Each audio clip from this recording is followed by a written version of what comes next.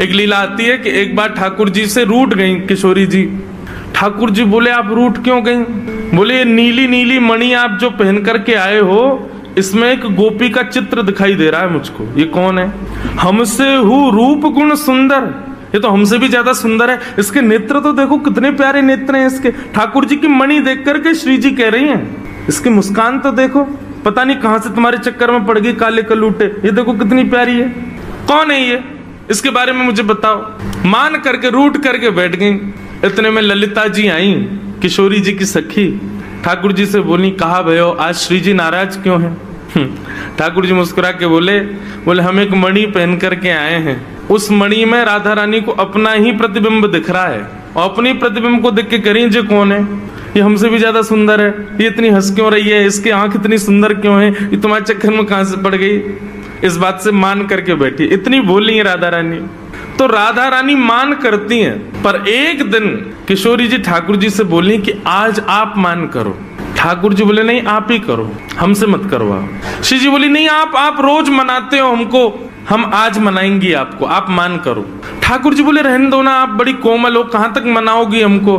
नहीं हम मनाएंगी आपको, आप मान करो। ठाकुर जी बोले देख लो हम कर लेंगे। फिर बोले नहीं करो। सोई ठाकुर जी ने मान कर लिया। ठाकुर जी रूठ के बैठ गए श्री जी से। अब श्री जी ठाकुर जी को मना रहे हैं। कभी ठाकुर जी की मनपसंद वस्तु बना के लावे, कभी ठाकुर जी का मनपसंद राग गा के सुनावे, कभी ठाकुर जी को नृत्य करके दिखावे, कभी ठाकुर जी के सामने उनका मनपसंद श्रृंगार करके आवे।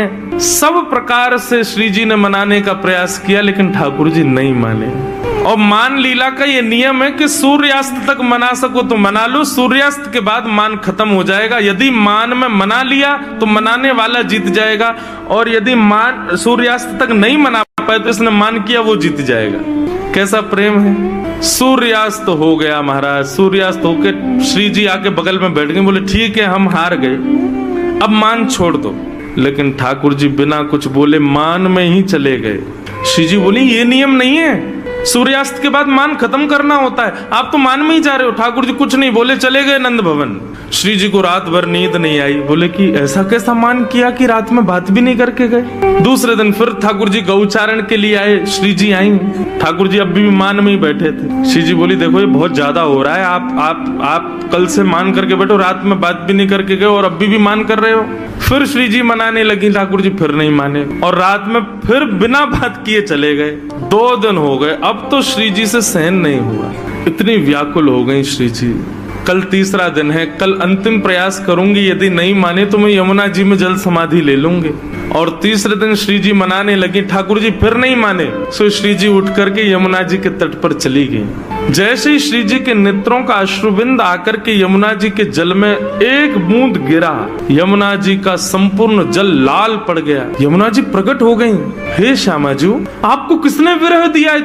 इतनी वेदना आपके हृदय में हो रही है। अभी आपके अश्रुबिंद का ताप इतना था, इतना ताप तो हमारे भैया यमराज नहीं देते किसी को नरक में, जितना ताप में आप हो इस वक्त। आप बताइए तो सही, किसने दिया आपको ये? श्री जी थोड़े भाव में बोली, तुम्हारे श्याम सुंदर मान करके बैठे 3 दिन हो गए, रीझ ही नहीं रहे। यमुना जी बोली हमारे श्री जी को श्रम करा रहे हैं, रुको मैं बताऊं इन्हें। तो यमुना जी गई महाराज, और ठाकुर जी जैसी पीताम्बरी, ठाकुर जी जैसा श्रृंगार, ठाकुर जी जैसा मुकुट, ठाकुर जी जैसे बिल्कुल कानों में कुंडल, ठाकुर जी जैसे बिल्कुल डिट्टो कड़ूला, ठाकुर जी जैसी वंशी, ठाकुर जी जैसा श्रृंगार। और श्रृंगार करके जैसे ही यमुना जी आई, श्री जी देख कर अरे श्याम सुंदर आप मान गए? यमुना जी बोली हम श्याम सुंदर नहीं है, हम यमुना जी हैं। अरे आप तो बिल्कुल श्याम सुंदर जैसी लग रही हो, आपकी महक भी बिल्कुल श्याम सुंदर, बोली भी श्याम सुंदर, चाल ढाल सब श्याम सुंदर। बोले यार श्याम सुंदर ने अपने रूप पे, अपनी वाणी पे, अपने कटाक्ष नेत्रन से पूरी गोपीन को कष्ट दे रखो, या श्याम सुंदर को यही के रूप से कष्ट दूंगी मैं। आप यहीं बैठी रही हो राधा रानी, मैं अभी जाऊं। और यमुना जी श्याम सुंदर को रूप धारण करके बिल्कुल वैसी बाकी चाल, वैसी अदा, वैसे ही सब, जैसे ठाकुर जी चलते हैं, जैसे ठाकुर जी बैठते हैं, बिल्कुल वही अदा श्री यमुना जी जा रही हैं। ठाकुर जी मान करके बैठे हैं। सोई बगल से यमुना जी निकलने लगी। नूपुरों की आवाज जैसे छमछम आई तो ठाकुर जी बोले ये तो हमारे नूपुरन की आवाज है, हम तो यहीं बैठे हैं, ये आवाज कहां से आ रही है। और जैसे ही ठाकुर जी ने पीछे देखा श्याम सुंदर विचरण कर रहे हैं। ठाकुर जी बोले जे कौन है। ठाकुर जी गए, ओ भैया कौन हो भैया तुम। यमुना जी बोली हम श्याम सुंदर। ठाकुर जी बोले श्याम सुंदर तो हम हैं। बोले तुम नकली भेलू पियाओ, असली हम हैं। बोले ऐसे कैसे, तुम पे वंशी बजानी आवे, देखो मैं वंशी बजा के दिखाऊं। ठाकुर जी ने वंशी बजाई, उससे बढ़िया यमुना जी ने बजा दी। बोले मेरे पास काली कमली तुम्हारे पास है। यमुना जी ने अपनी काली कमली दिखा दी। सब प्रकार से ठाकुर जी अपनी वस्तु दिखावें और यमुना जी उसको प्रस्तुत करें। बोले अब कैसे सिद्ध हो कि असली श्याम सुंदर कौन है। यमुना जी बोली मैं एक टेर बजाऊंगो, यदि मेरी टेर सुन के राधा रानी बगल में आके खड़ी है गई तो समझो वही असली श्याम सुंदर, जाके बगल में किशोरी जी आके खड़ी हूं। अब ठाकुर जी बोले हम तो मान करके बैठे, हमारे बगल में तो आएंगी नहीं, वो इन्हीं के बगल में आएंगी। जैसे ही टेर बजाई श्री जी आने लगी। ठाकुर जी दौड़ करके गए श्री जी के चरणों में, आप मैं असली श्याम सुंदर मेरे बगल में, मैं कभी मान नहीं करूंगा, आज के बाद आप मेरे बगल में बैठ जाओ, एक बार सिद्ध कर दो। श्री जी बोली कौन कौन कहां से आ जाते हैं नकली नकली लोग, असली श्याम सुंदर तो वो है। श्री जी गई और श्री यमुना जी के बगल में जाके खड़ी हो गई। अब तो सब गोपियां उन्हीं के चंवर डुरावे, उन्हीं पे इत्र छिड़कावे, उन्हीं पे गुलाब जल अर्पित करें, सिंहासन पे उन्हीं को बैठावे, उन्हीं को भोग लगावे और दूर करे श्याम सुंदर रो में। बोले मैं हूँ असली श्याम सुंदर, जे कहां से नकली आ गए हो। जैसे ही श्याम सुंदर